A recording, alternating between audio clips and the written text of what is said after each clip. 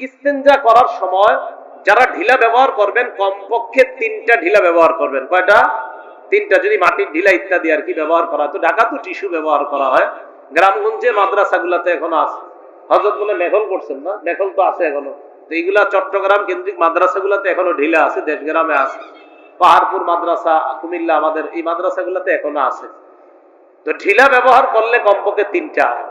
আবু দাউদ শরীফের 7 নম্বর হাদিসে ওই যে হযরত সালমান ফারসি বলেছেন, নবীজি আমাদেরকে নিষেধ করেছেন আন্নাস্তানজিয়া বিআকাল্লা মিন সালাসাতি আহজার, 3টা পাথরের কম যেন আমরা না নেই, 3টার বেশি যেন নেই। তাহলে ঢিলা কমপক্ষে 3টার চেয়ে বেশি হওয়া যায় যারা ঢিলা নেবেন। ওই সুন্নাহ যদি কেউ আদায় করতে পারেন করবেন। আর কি, এটা করার পর পানি ব্যবহার করবেন। এটা করার পর কি ব্যবহার করবেন? পানি। সূরা তওবার 108 নম্বর আয়াত যখন নাজিল হয়েছে, এই আয়াতের অনুবাদটা আগে শোনেন, এরপরে ঘটনাটা শোনাই।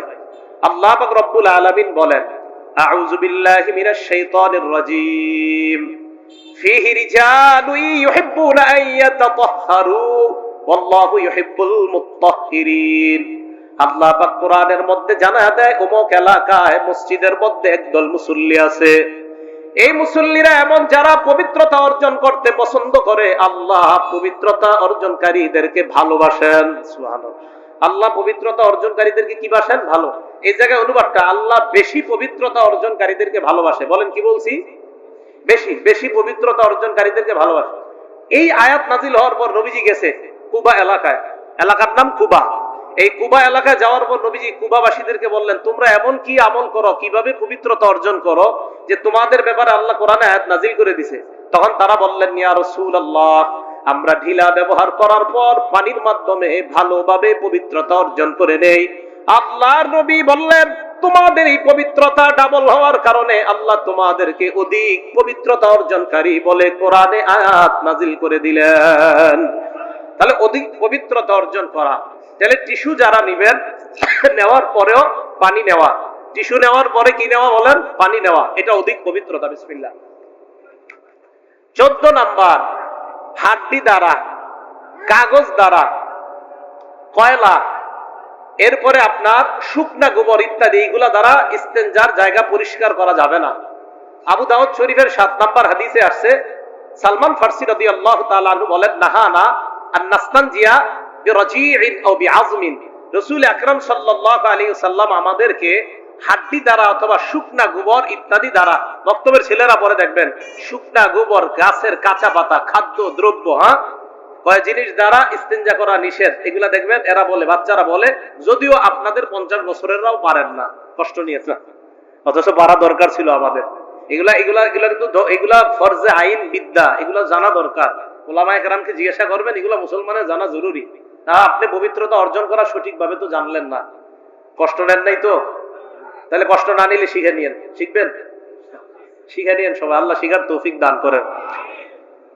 তো রাসূল আকরাম সাল্লাল্লাহু আলাইহি সাল্লাম আমাদেরকে জানায়া দিলেন নামাজের আগে এইভাবে পবিত্রতা অর্জন করা। এবার আসেন, ইস্তেঞ্জা করার পর আমরা, যাদের ঘরে বাচ্চা আছে, বাচ্চা 2 ধরনের হবে, হয়তো ছেলে হবে, না হয় মেয়ে হবে।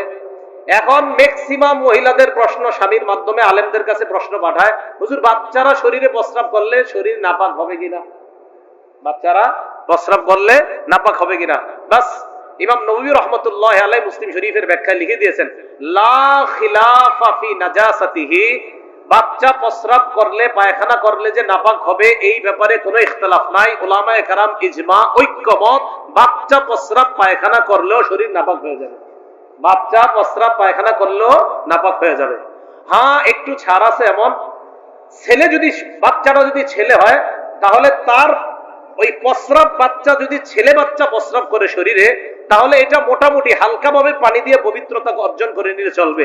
কিন্তু মেয়ে বাচ্চা যদি প্রস্রাব করে, তাহলে ভালোভাবে ধৌত করতে হবে।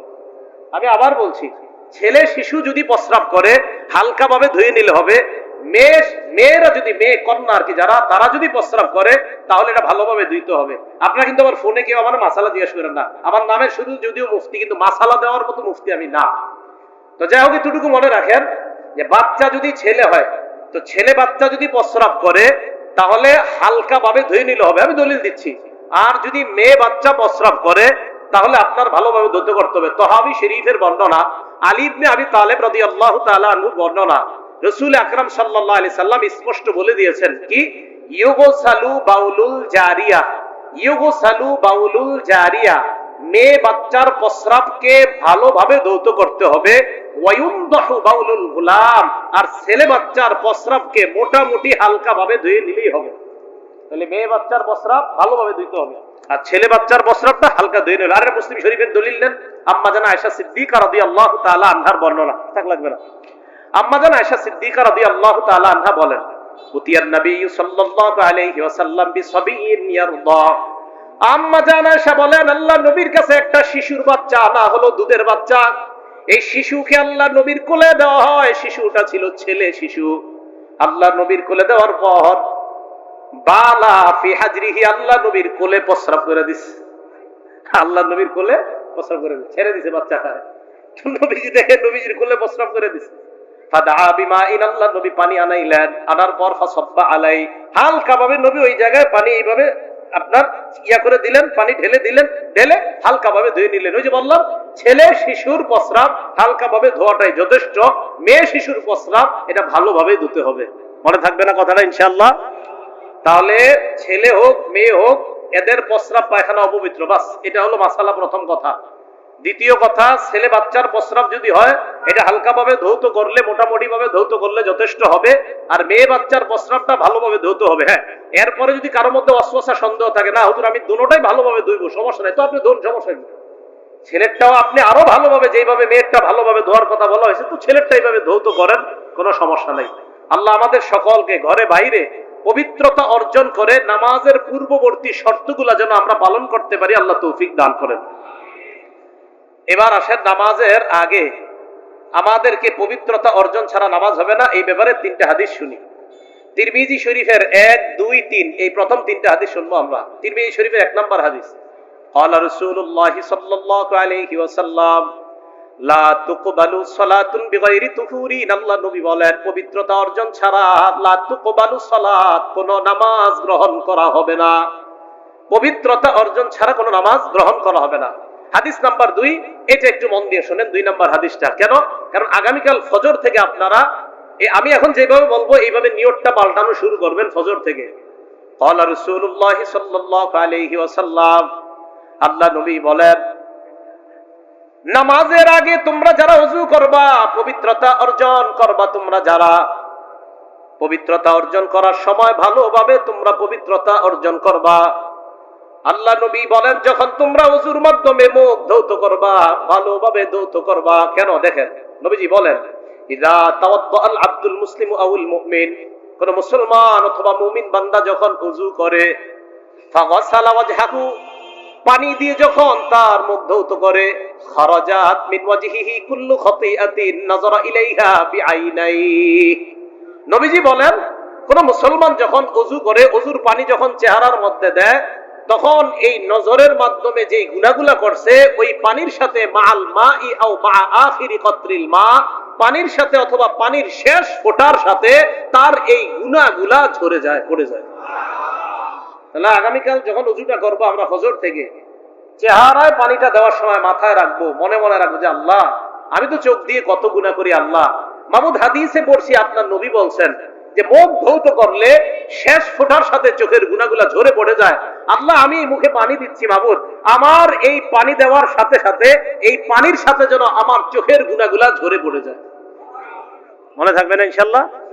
এ হলো মুখে পানি দিলাম। এরপরে কয় ওয়াইদা গাসালা ইয়াদাইহি, এরপরে যখন হাত ধৌত করবেন আপনি, আল্লাহ নবী বলেন হাত ধৌত করার পর খরাজাত কুল্লু খাতিআতিন মিন ইয়াদাইহি বাতাশাতহা ইয়াদা, হাতের মাধ্যমে যত গুনাহ করছে পানির সাথে হাতের গুনাহগুলা ঝরে পড়ে যায়।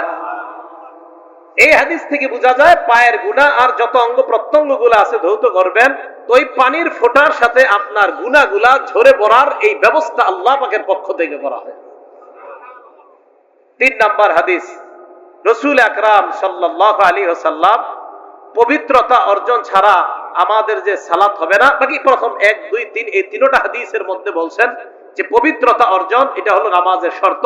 তো তৃতীয় হাদিসের মধ্যে নবীজি বলেন, তিরমিজি শরীফের, মিফতাহুস সালাতি আত-তুহুর, নামাজের চাবি হলো পবিত্রতা, পবিত্রতা অর্জন ছাড়া নামাজ খোলা যায় না।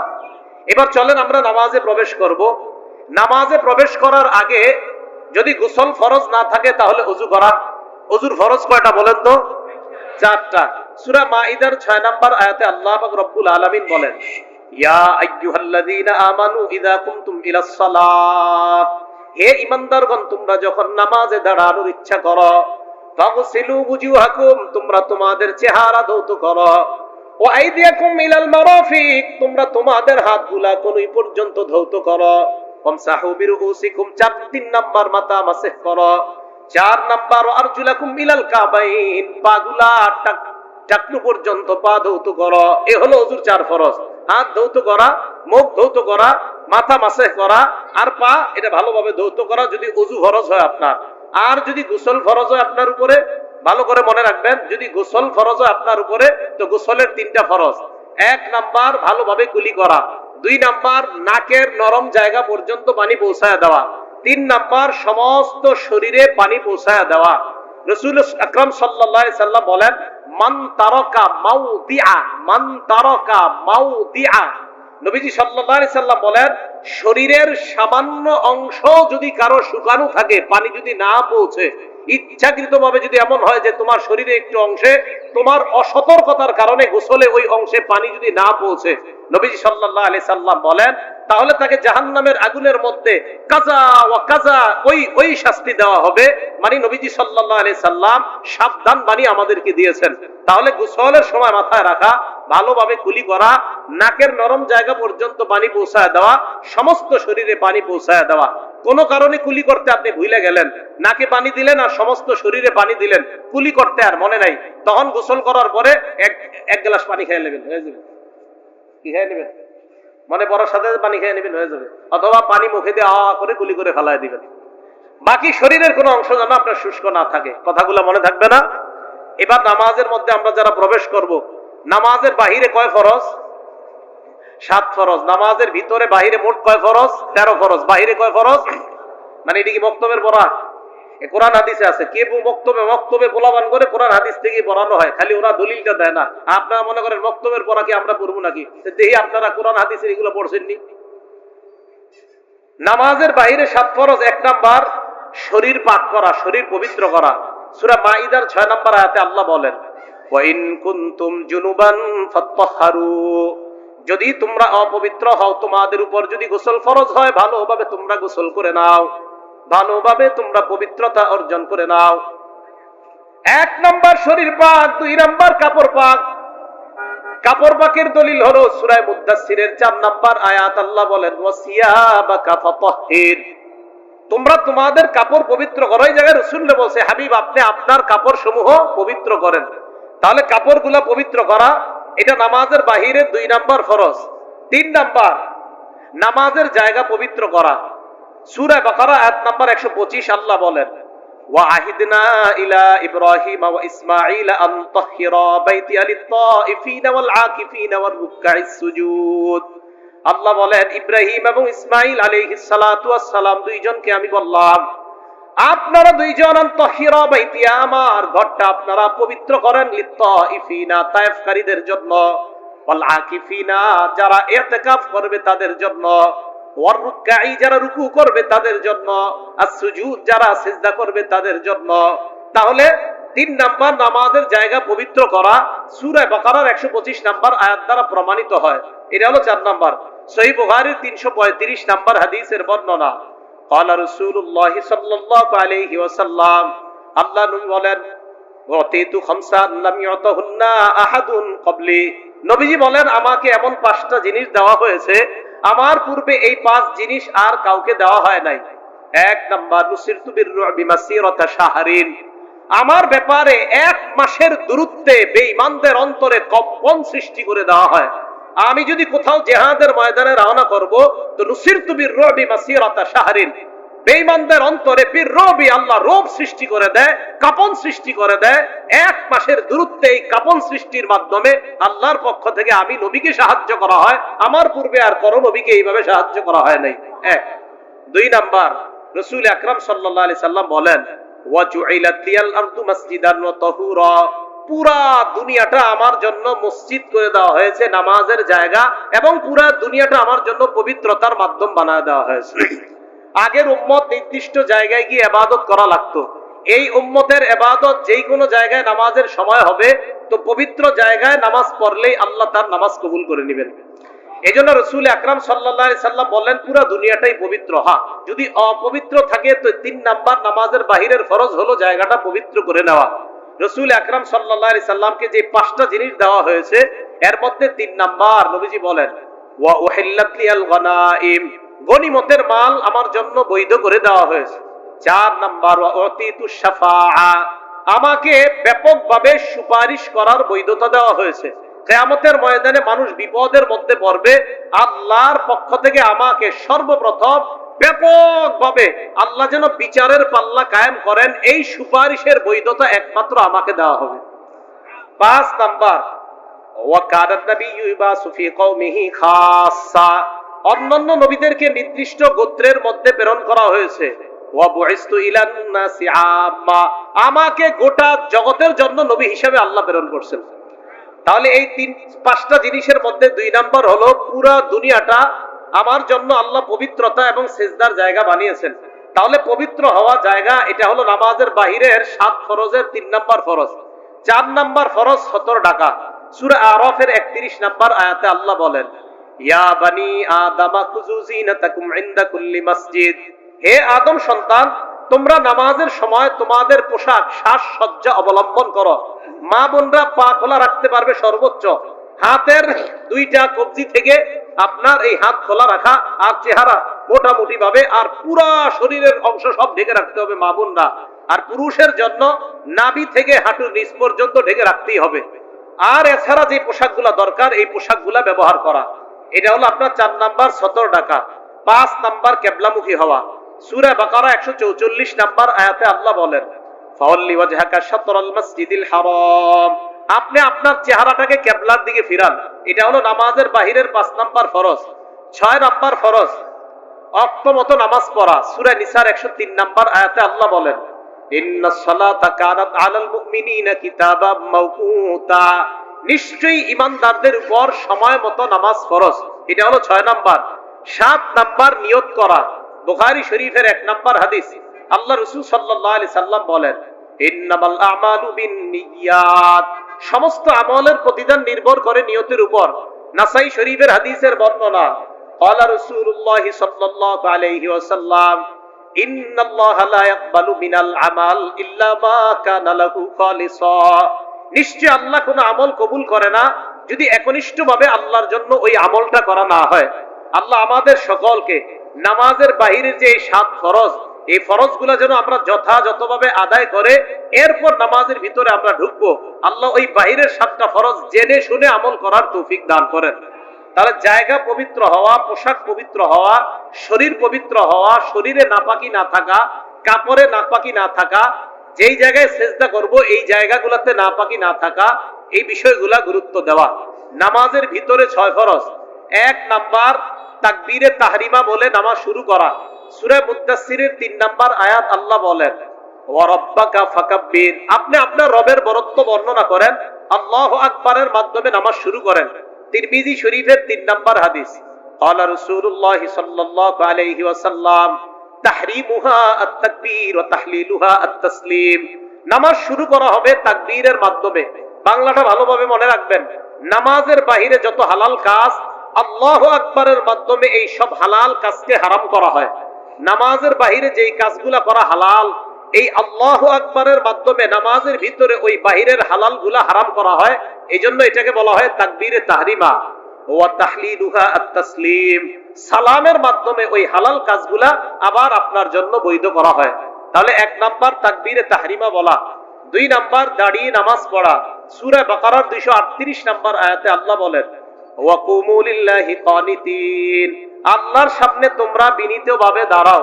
সহিহ বুখারীর 1117 নাম্বার হাদিস, 1117 নাম্বার হাদিসের বর্ণনা ইমরান ইবনে হুসাইন রাদিয়াল্লাহু তাআলা আনহুর বর্ণনা। তিনি বলেন কানাত বি বাওয়াসির, আমার অর্শরোগ ছিল, অর্শরোগ। আমি নবীজির কাছে মাসালা জিজ্ঞাসা করলাম, যেহেতু আমার অর্শরোগ, সালতুন নবী সাল্লাল্লাহু আলাইহি ওয়াসাল্লাম আনিস সালাহ, আমি আল্লাহ নবীর কাছে জানতে চাইলাম, হুজুর আমার তো অর্শরোগ, আমি কিভাবে নামাজ পড়বো আমাকে বলেন। আল্লাহ নবী জবাব দিলেন, সল্লি কাইমা, তুমি দাঁড়িয়ে নামাজ পড়ো। এক নাম্বার কিভাবে? দাঁড়িয়ে। ফাইল্লাম তাস্তাতি ফাকাইদা, যদি তুমি দাঁড়িয়ে নামাজ পড়তে না পারো তাহলে বসে পড়ো। ফাইল্লাম তাস্তাতি ফাআলা জামবিন, যদি বসে না পারো তাহলে শুয়ে নামাজ পড়ো। তাহলে দাঁড়িয়ে না পারলে বসে। তাহলে কারো যদি দাঁড়ানোর সক্ষমতা থাকে, উনি সারাদিন বাজার করে, সব ঠিক আছে, মসজিদে গিয়ে চেয়ারে বসে ভালোভাবে হাইটা হাইটা মসজিদে যায়, আমার সাথে কথা বলতেছে 10 মিনিট দাঁড়ায়, কোনো সমস্যা হয় না। ইমাম সাহেবের সাথে উনি 10 মিনিট দাঁড়ায় কথা বলছে, সমস্যা হয় না। এখন মসজিদে গিয়ে উনি বসে নামাজ পড়ে, এটা তো হলো না, ওনার তো দাঁড়ানোর সক্ষমতা আছে। এখন উনি বসে নামাজ পড়লে কিভাবে নামাজ হবে? উনি তো দাঁড়ায় তো 10 মিনিট কথা বললো কিভাবে? তা আল্লাহর সামনে তো 10 মিনিটও এক রাকাতে, ইমাম সাহেব কি এক রাকাতে 10 মিনিট দাঁড়ায় থাকে না? তো আপনি দাঁড়ায় সবকিছু পারেন, খালি নামাজে গেলে চেয়ারে বসা লাগে, বিষয়টা না। বসার মাসালা ওই ব্যক্তির জন্য যে দাঁড়াইতে না পারে। ভাই কথা মনে থাকবে? সহিহ বুখারী 1117 নম্বর হাদিস। সহিহ বুখারী 1117 নম্বর হাদিস। ইমরান ইবনে হুসাইন বলেন, কানাত বি বাওয়াসির, আমার অর্শরোগ ছিল। আমি রাসূল সাল্লাল্লাহু আলাইহি সাল্লামকে প্রশ্ন করলাম নামাজ পড়বো কিভাবে? তো নবীজি বললেন, সল্লি কাইমান, দাঁড়িয়ে নামাজ পড়ো। তাহলে দাঁড়িয়ে মানে তুমি যদি দাঁড়াইতে সক্ষম হও তো দাঁড়িয়ে নামাজ পড়ো। ফাইল্লাম তাস্তাতি, যদি দাঁড়িয়ে নামাজ পড়তে সক্ষম না হও, ফাকাইদান, তাহলে বসে নামাজ পড়ো। ফাইল্লাম তাস্তাতি, যদি বসেও না পারো, ফাআলা জামবিন, তাহলে শুয়ে নামাজ পড়ো। তাহলে বলেন তো, দাঁড়ানোর সক্ষম ব্যক্তি বসে নামাজ পড়লে হবে না? দাঁড়ানো সক্ষম ব্যক্তি বসে বললে হবে না। এই কথাগুলো আমরা মনে রাখবো। বাজারে গিয়ে 1.5 ঘন্টা ঘুরে কিচ্ছু হয় না, উনি মসজিদে গেলে বসে যায়। এই বিষয়গুলো কেমন? এটা তো সঠিক হলো না আপনার। আল্লাহ আমাদেরকে বুঝার তৌফিক দান করেন। আরো আশ্চর্য লাগে, একজন আপনি ইদানিং চেয়ার পাওয়া যায়, আপনার ইয়া চেয়ার কেমন জানি ভাঙ্গা যায়, এটা এইভাবে নিয়ে যাওয়া যায় মসজিদে।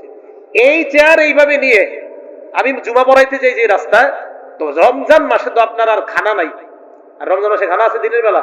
তো আগে আগে মসজিদে গেলে প্রচুর মানুষ এসে ডিস্টার্ব করে, এই জন্য চিন্তা করি কি করা যায়। তো এর আগে একটা মসজিদ আছে, কোন মসজিদ সেটা বলবো না, তো যেই কোনো এক মসজিদে আমি বসে থাকি, কিছু করে বসে আপনার হয়তো কোরআন শরীফ পড়ি বা কিছু করি, সময়টা কাটাই, তারপর মসজিদে যাই।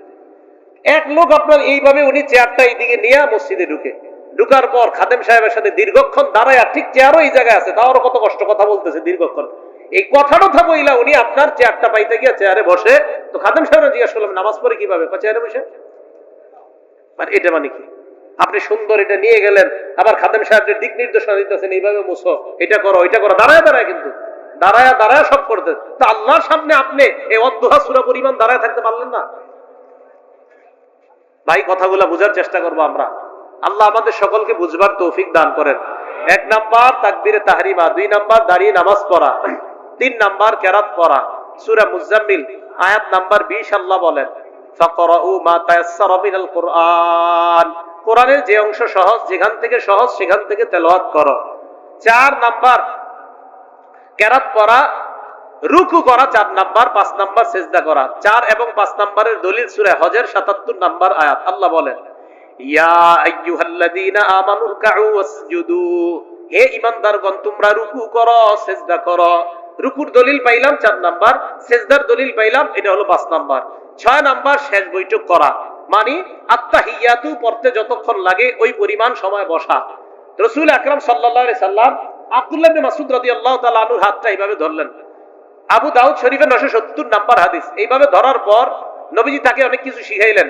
আল্লামাহুত তাশাহুদা, তাশাহুদ শিখাইলেন। এইভাবে তাশাহুদ শিখানোর পর নবীজি বললেন ইবনে মাসউদকে, ফাইদা কারাতা, তুমি যখন এটা পড়বা, আও কযাইতা হাযা, তুমি যখন পড়বা অথবা এইভাবে এটা আদায় করবা, তুমি এই পরিমাণ আদায় করবা, তাম্মাস সালাত, তোমার নামাজ আদায় হয়ে গেছে, পরিপূর্ণ হয়ে গেছে।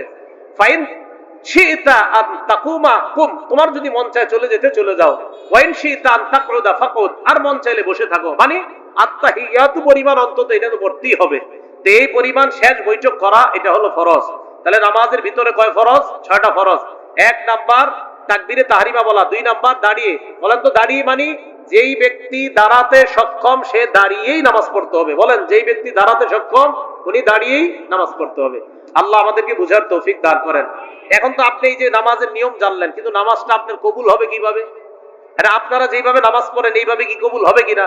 কিন্তু রাসূল সাল্লাল্লাহু আলাইহি সাল্লাম দেখেন তো কি বলে, সহিহ বুখারী 757 নাম্বার হাদিস। 757 757 নবীজি সাল্লাল্লাহু আলাইহি সাল্লাম মসজিদে আসলেন। আসার পর বসে রয়েছে। এক ব্যক্তি মসজিদে আসছে, আসার পর নামাজে দাঁড়াইছে, আল্লাহু আকবার, নামাজ দাঁড়াইছে। নামাজ দাঁড়ানোর পর নামাজ পড়লেন, আল্লাহ নবী তার নামাজটা দেখলেন। এই হাদিস দ্বারা বোঝা যায় কোন ব্যক্তি যদি মসজিদে নামাজ পড়ে, ইমাম সাহেব যদি তার নামাজ দেখে, এটা জায়েজ আছে। ইমাম সাহেব যদি কোনো ব্যক্তির সুন্নত নামাজ দেখে, মুসল্লির, এটা দেখতে পারবে। কারণ নবীজি সাল্লাল্লাহু আলাইহি সাল্লাম এক সাহাবার নামাজ দেখতেছে, দেখেন কি হয়। নামাজ দেখার পর ওই ব্যক্তি নামাজের সালাম ফিরাইলেন, ফিরানোর পর আল্লাহ নবীর কাছে আসলেন। আসার পর সাল্লামা আলান নবী সাল্লাল্লাহু আলাইহি ওয়াসাল্লাম, আল্লাহ নবীকে সালাম দিলেন। ফারাদ্দা আলাই, আল্লাহ নবী তাকে সালামের জবাব দিলেন। নবীজি তাকে বললেন, ইরজি' ফাসাল্লি ফাইন্নাকা লাম তুসাল্লি, যাও তুমি আবার নামাজ পড়ো, কারণ তুমি নামাজ পড়ো নাই। যাও তুমি নামাজ পড়ো, তুমি নামাজ পড়ো নাই। সাহাবা আবার গেছে, যাওয়ার পর ইউসাল্লি কামা কানা সাল্লা, আগে যেইভাবে নামাজ পড়ছে আবার ওইভাবে নামাজ পড়তে লাগলেন। নামাজের সালাম ফিরাইলেন, আবার আল্লাহ নবীর সামনে গিয়ে সালাম দিলেন। নবী সালামের জবাব দিয়ে বললেন, ইরজি', আবার যাও, ফাসাল্লি, নামাজ পড়ো, ফাইন্নাকা লাম তুসাল্লি, তুমি নামাজ পড়ো নাই, যাও আবার নামাজ পড়ো।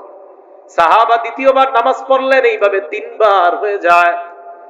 সাহাবা আল্লাহ নবীকে বললেন, ইয়া রাসূলুল্লাহ, মা উহসিনু গায়রা, আমি এর চাইতে ভালো নামাজ পড়তে জানি না, আল্লিমনি, এর চাইতে যদি ভালো নামাজ থাকে আমাকে আপনি শিখিয়ে দেন।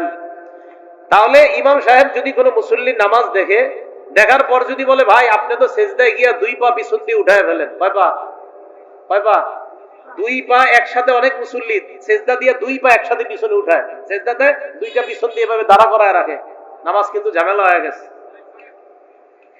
2 পা একসাথে উঠে গেলে নামাজ ঝামেলা হয়ে যাবে। 1 পা মাটিতে থাকতেই হবে সেজদায় গেলে। হ্যাঁ, হেদায়া মাসালা আছে স্পষ্ট। 2 পা উপরে কিন্তু উঠা যাবে না। এখন ইমাম সাহেব আপনার নামাজ দেখলো, দাঁড়িয়ে দাঁড়িয়ে আপনার নামাজ দেখলো, দেখার পর আপনারে বললো, ভাই আপনার নামাজ আবার পড়েন, হয় নাই। আপনি কি করেন? আপনি নামাজ হয় নাই মানে আপনি মানে যে ঝাড়ি মারলেন, নামাজ হুজুর বললো নামাজ হয় নাই, তা আপনি রাগ হয়ে গেলেন, নামাজ হয় নাই মানে। তো এইভাবে নামাজের মধ্যে আপনার যখন ইমাম সাহেব বলা, তাহলে বলেন তো ইমাম সাহেব বলাটা নবীর সুন্নাহ কিনা? আরে নবীজি বলছেন এক সাহাবাকে যে তুমি যাও আবার নামাজ পড়ো, তাহলে ইমাম সাহেবের দেখাটা সুন্নাহ কিনা? আচ্ছা, এরপরে এই বলাটা যে তুমি নামাজ, আপনি আবার নামাজটা পড়েন, ভাই আপনার নামাজ হয় না, এই বলাটা ওনার অধিকার আছে কিনা? 3 নম্বরে আপনি পাল্টা হুজুরকে বলা উচিত, হুজুর আমার নামাজ তো আমি এর চেয়ে ভালো জানি না, কিভাবে পড়তে হয় আমারে শিখাইয়া দেন। তো সাহাবা নবীজির বললেন, হুজুর আমারে শিখাইয়া দেন। তো যখন তুমি নামাজের ইচ্ছা করবা, ফাকাব্বির, তখন তুমি তাকবীর বলে নামাজ শুরু করবা। এরপর সানা পড়ার পর কোরআনের যে সূরা তোমার সহজ হয়, ফাকরা মা তায়াসসারা মাকা মিনাল কোরআন, কোরআনের যেই জায়গা থেকে সহজ সেই জায়গা থেকে তেলাওয়াত করবা। দেখেন কি কয় এরপর, সুম্মারকা, এরপর তুমি রুকু করবা। এখান থেকে মন দিয়ে শুনেন, রুকুর মধ্যে যখন তুমি যাইবা, হাত্তা তাতমাইন্না রাকিআ, ধীরস্থিরতার সাথে তুমি রুকু করবা, ধীরস্থিরতার সাথে তুমি রুকু করবা। বলেন বাংলাটা কিভাবে? আবার কিসের ভাবে? এরপরে কি করে দেখেন, সুম্মারফা রাসাকা মিনার রুকু হাত্তা তা'তাদিলা কাইমা, রুকু থেকে সোজা হয়ে দাঁড়াবা। বলেন বাংলাটা, রুকু হয়ে। এবার আমার দিকে তাকান, মুরব্বীরা কষ্ট নিয়েন না, অনেক মুরব্বীরা এমন করে, এমনি সোজা হয়ে হাঁটে, তো নামাজে রুকু থেকে এইভাবে বাঁকা হয়ে থাকে, মানে বুঝে ইমাম সাহেব সেজদা যান তাড়াতাড়ি, এইভাবে উঠা আপনার পুরো ওঠে না, এভাবে থাকে, মানে তাড়াতাড়ি যান তাড়াতাড়ি। ভাই আপনার রুকু তো হলো না। রাসূল সাল্লাল্লাহু আলাইহি সাল্লাম বলছেন, হাত্তা তা'তাদিলা কাইমা, আপনি একদম সোজা হয়ে দাঁড়াতে হবে। আচ্ছা আপনারা সত্যি করে বলেন, এই ভুলগুলা হয় কিনা?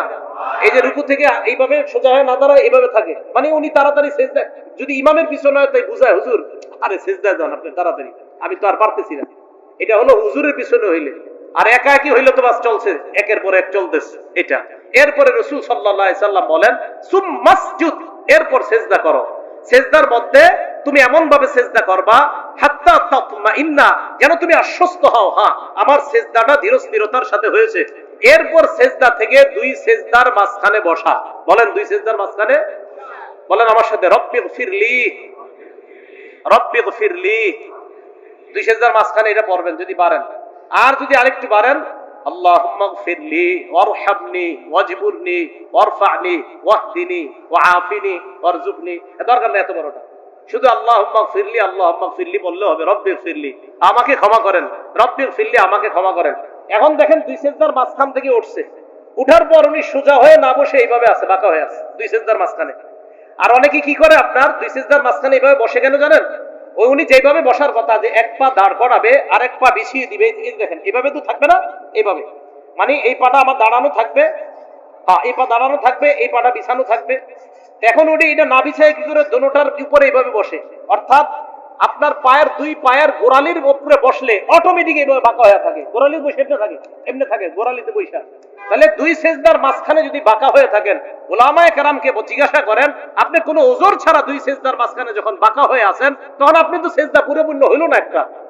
আপনার এক সেজদা হওয়ার জন্য শর্ত আপনি দুই সেজদার মাঝখানে সোজা হয়ে বসতে হবে, যদি না বসেন তো আপনার সেজদা আদায় হলো না। তা আবার ওই অবস্থায় সেজদায় চলে যাওয়া মানে আপনি সেজদা একটা করলেন, তারপরে তো দুই সেজদা হলো না। কথা মনে বুঝেন নাই? আপনি দুই সেজদার মাঝখানে সোজা হয়ে বসায় তো ওয়াজিব নামাজের। তাহলে ভাই মেহেরবানি করে এই ভুলগুলো আপনারা করেন না, দুই সেজদার মাঝখানে সোজা হয়ে বসা। নবীজি ওই সাহাবারে বললেন ইফআল যালিকা ফি সলাতিকা কুল্লিহা, আমি তোমারে এক রাকাত শিখাইয়া দিলাম, তুমি তোমার পুরা নামাজে এইভাবেই আমল করবা। এটাকে বলা হবে খুশু খুজু ওয়ালা নামাজ। কি নামাজ বলেন তো? খুশু খুজু ওয়ালা নামাজ। এটা আল্লাহ বলছেন হাফিজু আলাস সালাওয়াত, নামাজের প্রতি যত্নবান হও। তাহলে দেখেন নামাজের প্রতি যত্নবান হওয়ার জন্য নামাজের বাহির থেকে আমরা কত দূর থেকে আসতে হয়। ইস্তেনজাগুলা সুন্নাহ মোতাবেক হওয়া, পবিত্রতা সুন্নাহ মোতাবেক হওয়া, নামাজের ফরজ গুলাও যেন সুন্নাহ মোতাবেক আদায় করা যায়, নামাজের ভিতরের ফরজ গুলাও সুন্নাহ মোতাবেক আদায় করা। এইভাবে রাসূল আকরাম সাল্লাল্লাহু আলাইহি ওয়াসাল্লাম আমাদেরকে প্রত্যেকটা বিষয় এইভাবে যেন আমরা আদায় করতে পারি, আমাদেরকে শিখিয়ে দিয়েছেন। আল্লাহ তৌফিক দান করেন।